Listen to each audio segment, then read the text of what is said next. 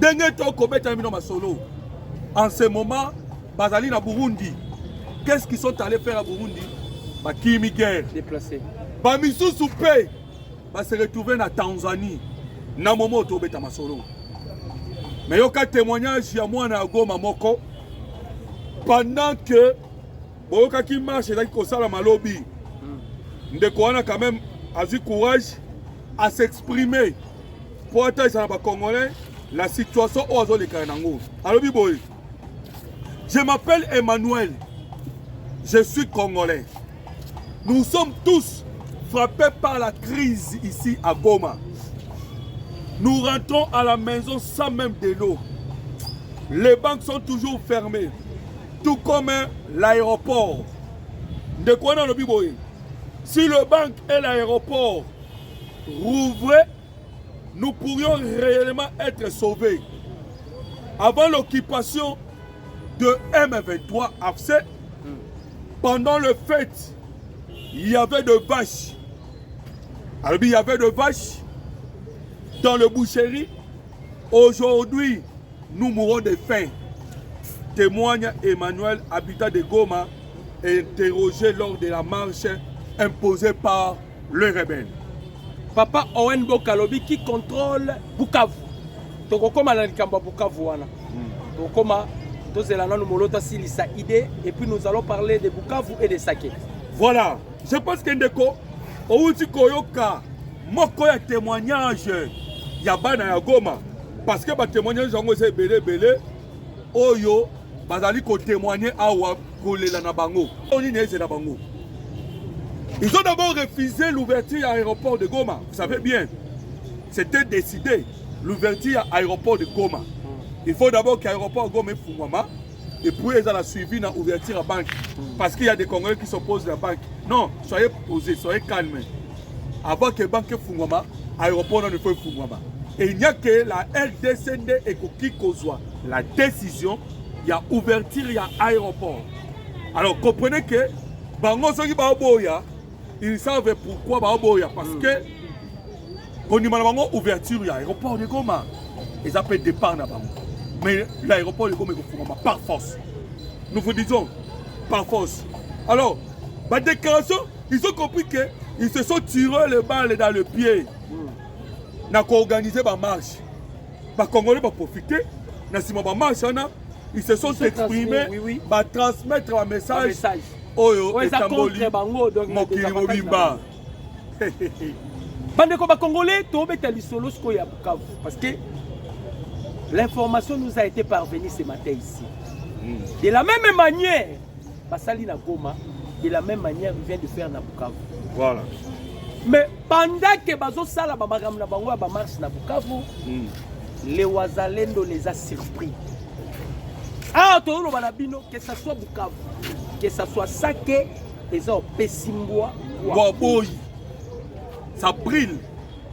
Les Wazalendo na Saké, les Wazalendo na Bukavu, et ça penda kita. Bukavu, et ça toujours contrôlé na pas tellement que M23 parce que M23 ils se sont focalisés na chiti ya Uvira. Kabila Zokene na Kolwezi, on nous a informé que atika tonnes ya minéraux babengaka rhodium. Les l'une des raisons on a Kabila tindaka Zoé na Tanganyika comme gouverneur, non? Voilà. Eh, yenda kendaki ko planifier. Alors, Goma, Bukavu est sous contrôle ya ba M23, précisément armée ougandaise. Parce que le M23 bangonyo so bakendaki boyi. Nous se venir à côté ça qui batulaye pour passer la protection ya wana. Maintenant, na Goma, na Bukavu, les Wazalendo sont là. Mais pourquoi les Wazalendo batakakate? On ne peut jamais attaquer quelqu'un sans tenir compte de la base arrière. Tu veux faire la guerre, nanya robanda pour ravitailler. C'est ça le problème. Si tu fais la guerre et que vous êtes incapable d'être ravitaillé, yo ba munition ekosi là bango ba frapper yo eza makambo ça ba pa bandeko na biso nyonso bakotaka Kigali foto bisa ba bandeko solo bandeko na biso bakotaka Kigali ba mutabima vivate Mais pourtant, Koteka Kigali, ils avaient les moyens déjà à avancer. Et l'autre, Bomaka Bangoza, ravitaillement. Parce que Betaki déjà, Rwandais, Rwandais, Kima, Kotaki déjà Gizeni, Rwandais, Kima, Beti, Dekonangaï, bloqué Bino entrée. C'est ce qui s'était passé. Ndekomoko komi, Bozo Kima, question Oyo. Solution à Bino et Zanine. Je vais donner la solution. Donc, d'abord, on découvre Baboui. Dès le début à l'émission Sokolandaki, peut-être au côté de Katkati, Toebisaki, Toebislimino Boye. Lobby, le président Tshisekedi Yambaki, Fort, Nyansimboe et Adema. Namokole le Kanaki Kuna, Mokozamboka, Atindaki une lettre et Kenaki vers le Congo, Brazzaville. Comprenez, Bandeko? Message de Zakamoko. Après la chute de Louvira, le président Tshisekedi a Tinda qui perd la lettre et pas à jouer au Lorenzo et puis lui-même il est parti. Le président Tshisekedi a Koyamba Lisusu. Et suivez bien parce que vous avez posé une question très importante. Ne pensez pas que la République démocratique du Congo avant dit à croiser Maboko, mais non. Que la guerre au Kobunda, Tozali à peu près na 6 fonds. Dès que Dr. Mandai Kobe termine solo à fond moko ya makasi. C'est la diplomatie spirituelle. Ouais, bouger la ligne. Parce que Trump ne peut pas s'opposer devant ce pasteur. Oui. Les moko na ba frappe auto Bundi. Alors, bandeko les 5 autres fonds ezali, tels que je peux citer en toute rapidité, fonds diplomatiques ezali, fonds militaires ezali, fonds auto-ben économique ezali, fonds médiatique ezali, nous, vos humbles serviteurs, bomoni bisowa, Totoka, Toganga, Toloba, Pona Congo. Pourquoi? Parce que nous sommes dans la guerre médiatique. C'est aussi une guerre. Maintenant, tant qu'on dit question, moi je comprends directement. Vous voulez nous parler, nous dire que Bobongi Sini du côté militaire. Mais on vous a dit, après avoir conçu sa option diplomatique, parce que Paul Kagame a violé l'accord de Washington, il faut maintenant aller dire à tout le monde, tous les voisins, tous les témoins, que vous étiez témoins. Et ça, tant que vous tenez un témoin, non? Il y a des gens qui signent comme étant témoins. Oui, oui. Ces gens-là, en cas que ceux qui a violé, il faut bêta non, on bêta. Mais d'abord, on va un témoin. Yo zalaka ta autosignara non? Oui. Observe. Tala. Tala. Tala. Voilà pourquoi tu sais qu'il y a une réunion à Salamaka. Il y a 2-3 jours entre la République démocratique du Congo et les États-Unis d'Amérique. Donc, si tu penses que RDC Bundaye Moko, hein? Bah, kolo guerre, faut pas y avoir bundé, on a besoin de 6 à tout le monde à robot na bango. Hein? Nous avons signé avec les États-Unis d'Amérique l'accord sur la défense et la sécurité. Même les renseignements. Tu signé na bango. Poto longo na robot na bango. Pandeko. Les États-Unis à lobby, ils ont les loter. Avec Trump, c'est autre chose. Oui, oui, oui, oui. C'est autre chose. Bandeko Batuni, quelle solution? Bandeko Nangaïba Congolais. Vous voyez que le président Tshisekedi a rejeté en bloc Nini, Makambo ya Doha. Tshisekedi n'a plus besoin de Doha, Tshisekedi n'a plus besoin de qui que ce soit. Voilà. Surtout qu'on a déjà signé les accords avec les États-Unis.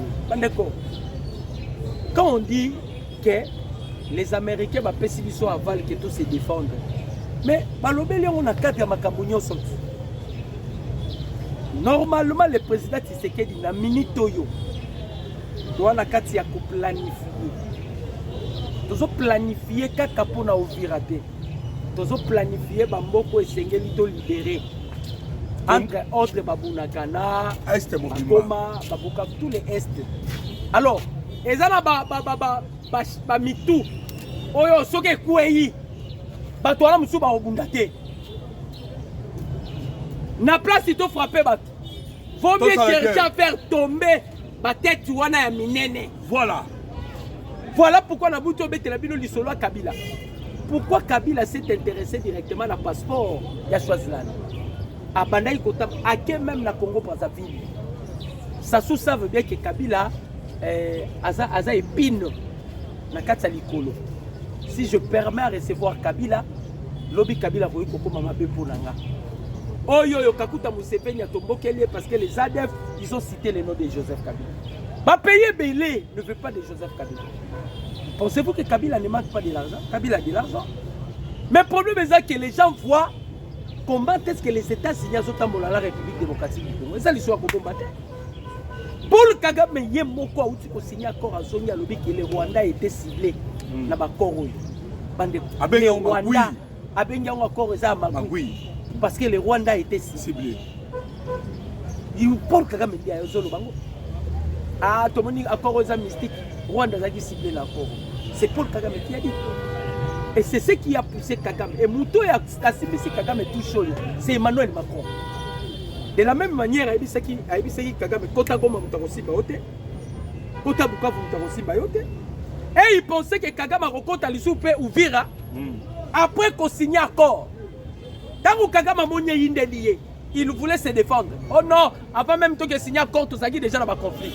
Les Américains m'avaient dit Kara. C'est ce qu'il y a avant les ressources, non, les Nyamulenge, ils ont marginalisé et ils m'ont fait que Nassa la appel. Les Américains m'avaient dit allez, il avait demandé pardon aux Américains. Quand les Américains ont refusé, c'est alors Paul Kagame a remis comme ça. D'ailleurs, pour sa supériorité, dans ma kila ibisonya sopoto zala ego. Mutale kama talikolo a mokité, boyebo boyeka ba ramunyo sur le baki. Et sous quitté, les Américains vont occuper. Ba biseka papa biso sito biso bimakeli. Lelo akomi kolelo non, il faut unité zala katina biso. Tozala na Esengo, tozala Bomoko, boyebo. Les Américains ne sont pas là-bas.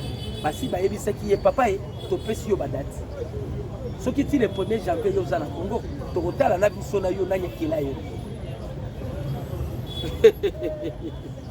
Alors, maman a kanisi que merci na yo pe continuer ko commenter parce que maman a lobby en tout cas na sepeli lelo émission lelo et les qui toko mini bozo répondre na ba question na biso. Voilà, nous répondons à la question na pambaté.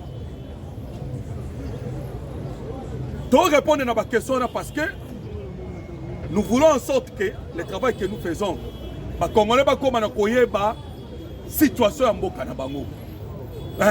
Voilà l'objectif de poursuivre. Alors comprenez que Kagame na minute obeli liboma. Lobi ba wazalendo ba yaki na Uvira. Ba na Uvira pour batala. Parce que le président Tshisekedi a dit clair que le dossier à Uvira basali repositionnement, basali retrait moko tactique. Illusion. Voilà. Maintenant ce que tu tenté bango. Les Ouazalais sont allés là-bas pour savoir que vous se retirez ou pas. Et par là que nous avons bien compris qu'il y avait quelques Rwandais au Bazakina ou Vira. Alors Bandeko, vous nous semez notre alliés, nous vous informons. Vous semez notre alliés, Tito Komanasuka. Les lobbies sont au travail dans l'Amérique. Nous le dirons haut et fort. Tout travail déjà en Amérique. C'est maintenant Tito Komanasuka. Vous allez entendre Dengue Paul Kagame à Kopetama. C'est maintenant yo. Ambassadeur rwandais. Déjà les États-Unis d'Amérique ont commencé à bannir de poser des actes. Le Rwanda ne peut pas résister. Bandeko. Moni Kagame non, Aluki, Alobaki Kenon a ça la guerre avec les États-Unis d'Amérique. Mais est-ce que Kagame a eu la guerre wana? Donc dès qu'on va déjà boyer, les attaques bandit déjà. Alors comprenez que pour nous, la meilleure chose au Togo c'est la paix. Pourquoi? Parce que la paix est bloquée, le développement de Bisso pendant beaucoup des années. Vous voyez que les Bisso guerre, piller, boma. Voilà maintenant comme un moment de paix. Et la détermination est à un niveau où ça a été. Alors, ok déjà, si c'est les États-Unis d'Amérique a frappé quand Kagame était ambassadeur, c'est-à-dire les Américains, surtout Donald Trump. Voilà.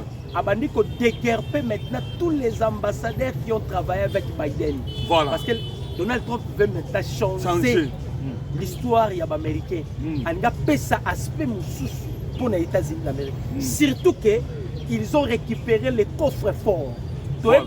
Congolais, la République démocratique du Congo est le coffre-fort du monde. Si tu prends seulement la RDC et comme il tu dirigeras le monde. Voilà. Ce qu'on suit Congo est comme il même Russie, les lois a sa première puissance nucléaire pour votre formation. Mais la Russie respecte les États-Unis. Surtout que les États-Unis ont réussi. Il y a écarter la Chine en République démocratique du Congo pour gagner le marché.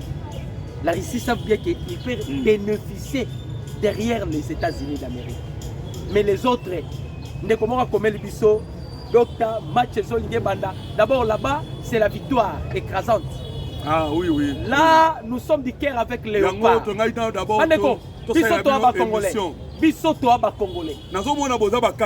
Pourquoi les autres émettaient? Vous ne pouvez pas aimer cette émission avant tout. Congolais. C'est-à-dire, moi, tout ce qui appartient aux Congolais, ils ont un coup de chapeau. Ah, coup de appel. Et pas la diaspora. Diaspora, papa, maman. Ne continuez pas de rêver. Na bamboka bapayo bozo rêver di banda. Soki ozana mbongo, boya kosomba mabele na Congo. Bandeko nanga ba diaspora. So bokena ba lutendele, ba espace ya ba $5,000 eza. D'abord il faut dire que ville Sika ezali créé en ce moment. Bandeko boya là-bas. Dans les jours qui viennent, le président Tshisekedi, la paix régnera au Congo. Et bah tu vas commettre des loteries pour voyager. Mais yo ça déjà congolais. Quelle que soit la nationalité ou yosa lango. Vous êtes congolais. Ce pays vous appartient, vous les Congolais. La meilleure pays, le meilleur. Vous, les Congo vous appartient, vous les Congolais. Yaka na Congo.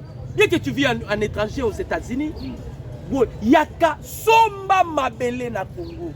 Kende na Lutendeli, kende na Ngujabaka, kende na Ngombi. Somba mabele bamindele bazoya kosomba mabele baketi kosomba mabele na bakamba bake kosomba mabele na zone riro bazo somba mabele bisika nyoso mukonza boka ke kotia pierre esiko wapi bazotonga boya tozo supplier bino obike ba diaspora bana besoin pe ba ko investir dans boka là-bas. Venez investir. Boya to développer notre pays. Boya to développer. France wala bozo mona moto ekopela. Belgique moto coopérative, c'est que d'ici a bloqué Bango. À Kangipo, il doit passer par les États-Unis d'Amérique. C'était avec plaisir mon numéro, c'est plus de 143. 89 63 95 965. Plus de 143 89 40 60 30 80. Que Dieu vous bénisse. Que Dieu vous bénisse. Je dis et je vous remercie. Ciao.